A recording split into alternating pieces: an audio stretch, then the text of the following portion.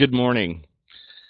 Welcome to another recorded webinar that Apple Appraisal has put together for their panel or for any appraiser or interested party. Today's recorded webinar is on time adjustments, how and when to make them for appraisal reports. My name is Anthony Blackburn. I'm the CEO and Chief Appraiser of Apple Appraisal. Dennis Kearns also helped put this together. He is the president of Apple Appraisal. Apple Appraisal is a appraisal management company. We cover all of California and Nevada. Today's goals and objectives are learning what Fannie Mae and FHA requirements are for time adjustments because they do vary significantly.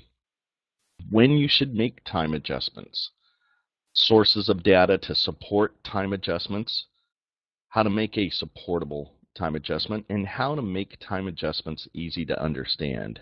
Now, I'm going to beg your indulgence on this presentation. I've promised in the past the presentations would be 10 to 15 minutes long. This will go over just a little bit because this is a complex and exceedingly important issue. So bear with me, and I appreciate your attendance and attention. Now, understanding time.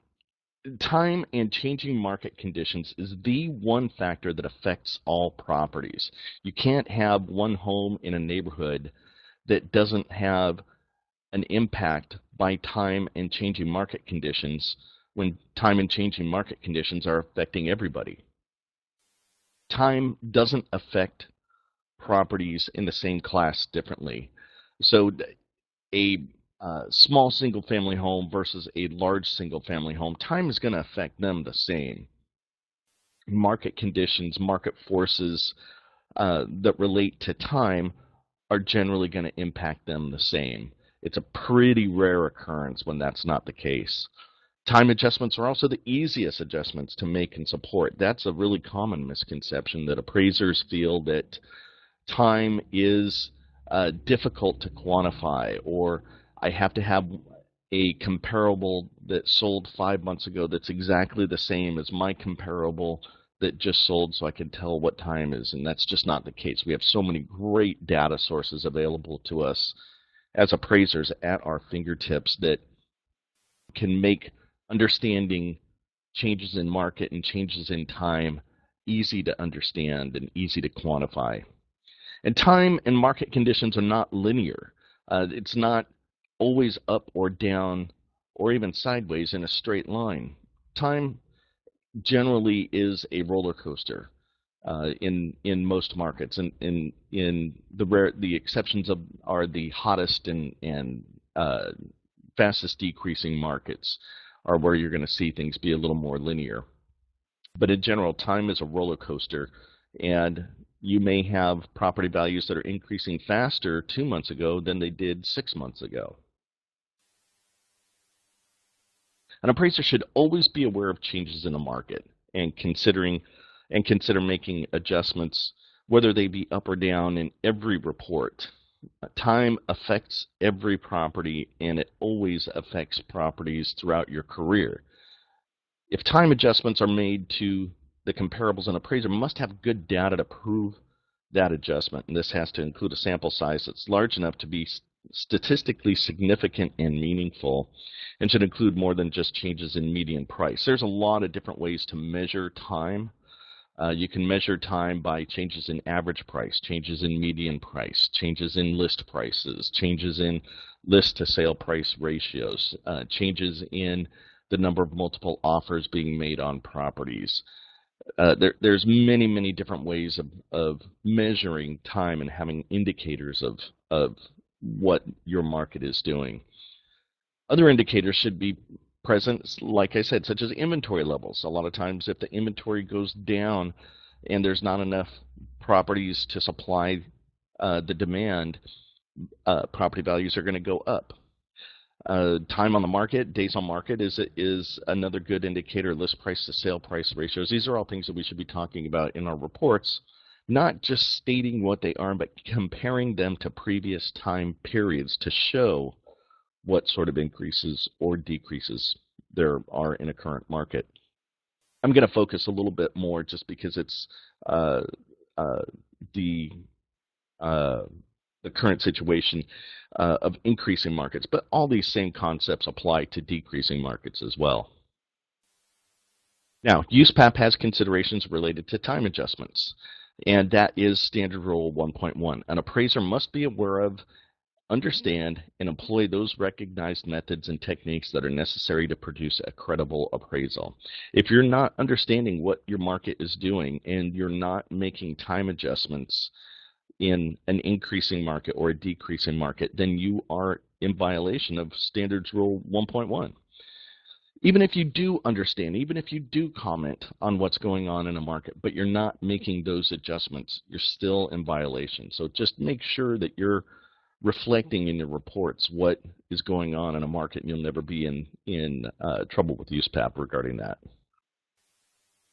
Fannie Mae has specific requirements for making time adjustments and recognizing them, and they state that the comparable sales should be being considered must be analyzed by the appraiser to determine if there have been any changes in market conditions from the time the comparable went into contract to the effective date of the appraisal. That's pretty straightforward.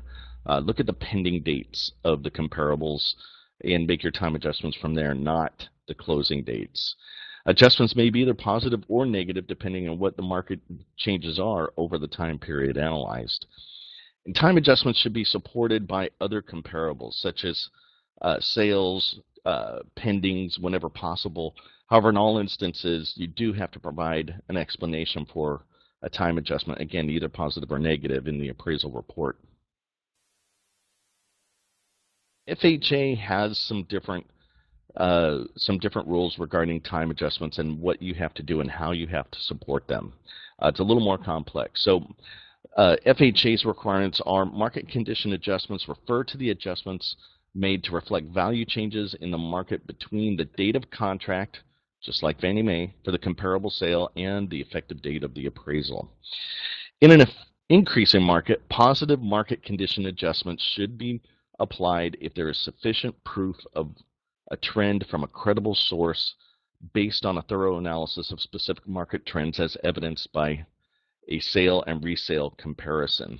Now, not only do they talk about sale and resale comparisons, but they also do talk about trends from credible sources. Credible sources are all the different websites out there that chart these things. It can be an analysis of days on market, list price to sale price ratios. It can be an analysis of median price changes over time. Prices per square foot changes over time. These are all really good indicators of what's going on in a market. In a declining market specifically, negative time adjustments should be applied if there is sufficient proof of the trend. Make sure that there's sufficient proof. Declining markets refer to any market area or region that demonstrates a decline in prices or deterioration in other market conditions as evidenced by an oversupply of existing inventory. This is just simple supply and demand, oversupply of existing inventory, and extended marketing times. Generally, a trend in the housing market is identifiable when it extends for a period of at least 6 months or 2 quarters prior to the effective date of the appraisal, and an appraiser must include a minimum of 2 active listings or pending sales on the appraisal grid in addition to the 3 recently closed sales. That specific rule is a little bit different than what Fannie Mae has, but it's an excellent rule of thumb to have whether you're doing an FHA appraisal or an appraisal for conventional financing. One of their requirements is the appraiser must provide a summary comment as to the continuance of the current trend or if the trend appears to be changing and provide support for those conclusions. FHA is asking us to look into, excuse me, is asking us to look into a crystal ball a little bit. Generally, we can tell if property values are going to continue, but you may want to hedge that bet with appropriate commentary. For active listings and pendings, FHA has some specific guidance that they want followed. Number one, you have to ensure that the listings or pending sales are market tested and have reasonable market exposure to avoid the use of overpriced properties as comparable properties. Be careful with that. You don't want a property that's only been on the market 2 days when the average marketing time is 30 days. So be careful with that. Use the actual contract price, or when not available, adjust the comparable properties to reflect list to sale price ratios. That's pretty easy. We can get that from the 1004 MC or from data in our MLS. Excuse me. Include the original list price, any revised list prices, and calculate the total days on market. Sometimes properties will come and go off the market, so make sure that you're addressing that. And the appraiser must provide an explanation if the days on market does not approximate the periods that are reported in the neighborhood section of the appraisal. So if the neighborhood section of the appraisal shows marketing times to be under 3 months, and you have a listing or pending that you're using that's been on the market for 6 months, you need to reconcile that. Reconcile the adjusted values of the active listings or pendings with the adjusted values of the settled sales provided. So if your adjusted values are much higher or much lower for the pendings and listings than the closed sales, just make sure you're reconciling that. And if the adjusted values of the settled comparable sales are higher or lower than the adjusted values of the active listings, you have to determine whether some sort of market condition adjustment is appropriate. Okay, here's some general stuff that's going to apply to every appraisal. So identifying changes in market conditions, how do you do that? There's changes in pending sale to listing ratio changes. The amount of pending sales versus active listings goes way up. That's an indicator of an increase in demand. Or they go way, way down. That's an indicator of a decrease in demand. Charts with market data. That's one of my favorite things. There's all kinds of great charts out there for almost every market, and they provide a very telling story of what's going on in a particular market. Multiple offer situations. Areas where there's what we're seeing in the Bay Area right now, where you can see 10, 15, even 20 offers on a particular property. List price to sale price ratios. Big changes in that over time is a very good indicator of changing market conditions. And let's not forget communicating with realtors. I cannot tell you how many times I talk to appraisers and I say, did you call the agent on that one? And I hear it, they didn't return my call. I hear that constantly. Agents live and die by their telephones. They answer calls, they return calls, sometimes a little bit later, but a lot of times they just pick right up. I would say on the average, probably at least half of the phone calls that I make to agents, they pick the phone right up. So definitely make sure you're calling agents and talking to them, including the agents out at your properties when you're doing purchase transactions. So these issues should be addressed in the comments on the neighborhood market conditions section of the appraisal, whether it's the UR/AR or condo or even 2 to 4. Simply stating C1004MC is never acceptable. That's the lazy man's way out.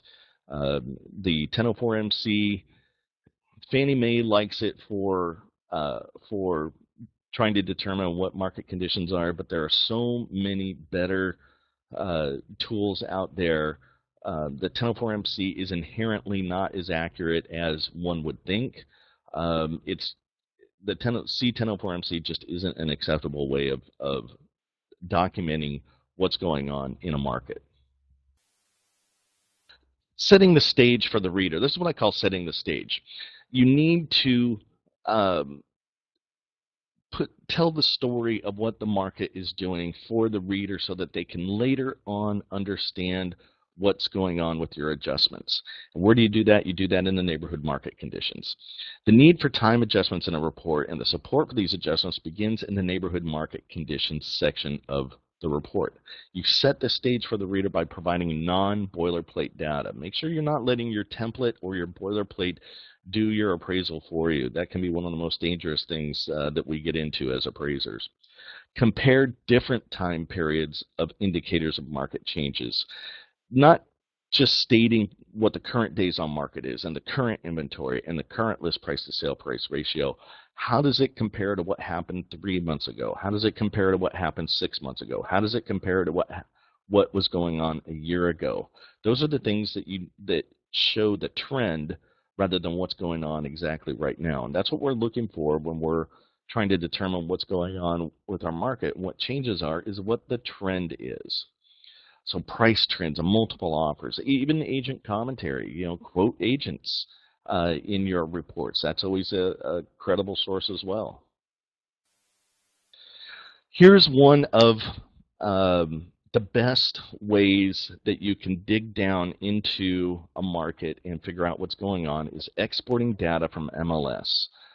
Multiple listing services have come a long ways in the last few years, and it's generally very easy to export specific information in a specific neighborhood out to an Excel file, Microsoft Excel file, and be able to manipulate that data and build charts and see trends and do regression analysis. These are just some really great tools, but it starts from learning how to export data from the MLS. So this is one of the most accurate and powerful sources of data that you can have. It can be tailored to address property subtypes and individual neighborhoods. You can even use this technique to support location adjustments. And I'll get into that in another recorded webinar.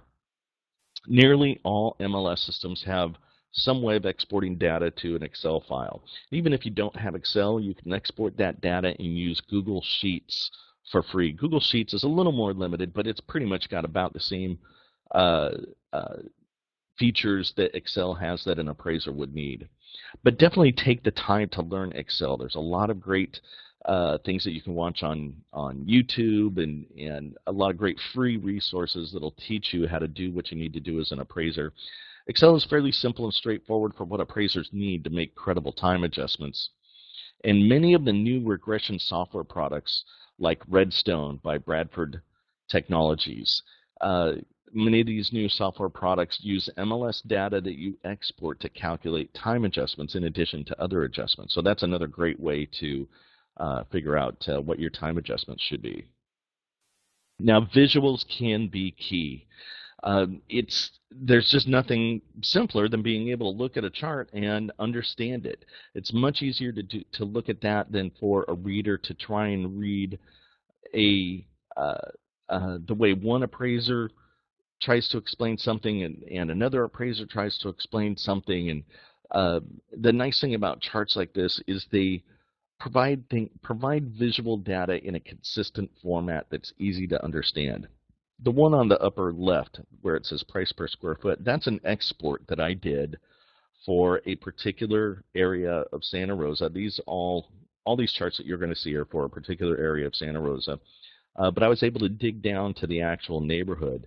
You can see the trend line, the red trend line that goes through the blue dots. It's a very simple thing to do. It takes me about 2 or 3 minutes to complete, and I have my exports already set up in the local MLS to be able to do that, and it clearly shows the property values are increasing, and I can calculate what my time adjustments need to be based on this.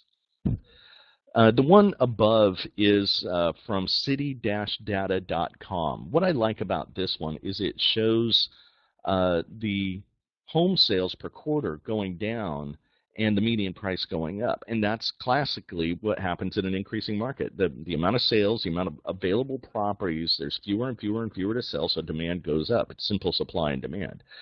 But that's a great chart to show what's going on in a zip code.